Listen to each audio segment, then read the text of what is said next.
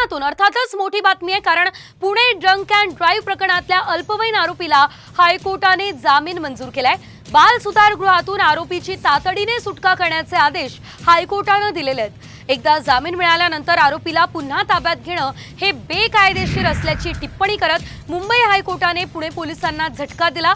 19 मे रोजी मध्यरात्री पुण्यातील कल्याणी नगर परिसरात अल्पवयीन आरोपीने मद्यधुंद अवस्थेत पोर्शे कार चालवत दोघांना चिरडलेलं आणि या दुर्घटनेत अश्विनी कोष्टा आणि अनिश अवदिया या दोन इंजिनियर्सचा मृत्यू झाला होता।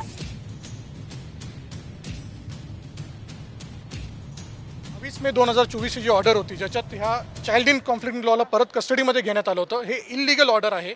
या बेसिसवरती ऑनरेबल बॉम्बे हायकोर्ट समोर आम्ही चॅलेंज केलं होतं। आज ऑनरेबल हायकोर्टने 22 मे 2024 ची ऑर्डर, 5 जून 2024 ची ऑर्डर आणि 12 जून 2024 ची ऑर्डर, हे तिन्ही ऑर्डर्स ज्याच्यामध्ये डिटेन्शन वाढवण्यात आलं होतं जुव्हेनाइलचं, ते सेट असाइड केलेले आहेत आणि त्याला इमिजिएटली रिलीज करण्याचे आदेश दिलेले आहेत।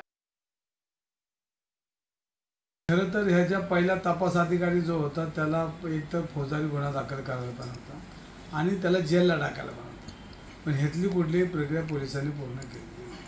त्यानंतर त्या मुलाला कोर्टाने परत ताब्यात घेऊन त्याला त्यांच्या ताब्यात ठेवलं होतं आणि आज त्याचा जामीन झाला। पण ह्याच्यामध्ये ह्या सगळ्या त्याच्या हाच विद्यार्थी हा त्याच्यामध्ये टार्गेट नसताना आमचं म्हणणं की म्हातारी मेलेलं दुःख नाही, पण काल सोकवला नाही पाहिजे।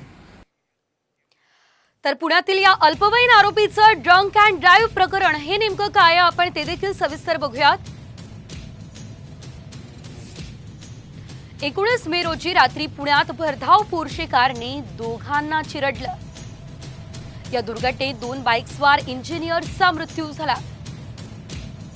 अल्पवयीन आरोपी बिल्डर विशाल अग्रवालचा मुलगा आहे।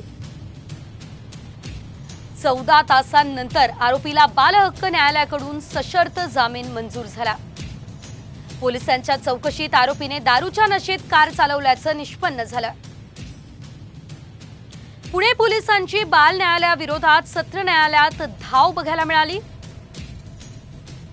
सत्र न्यायालयाचे पुन्हा बाल न्यायालयात जाण्याचे आदेश होते। यानंतर बाल न्यायालयाचे अल्पवयीन आरोपीला बाल सुधारगृहात पाठवण्याचेही आदेश होते।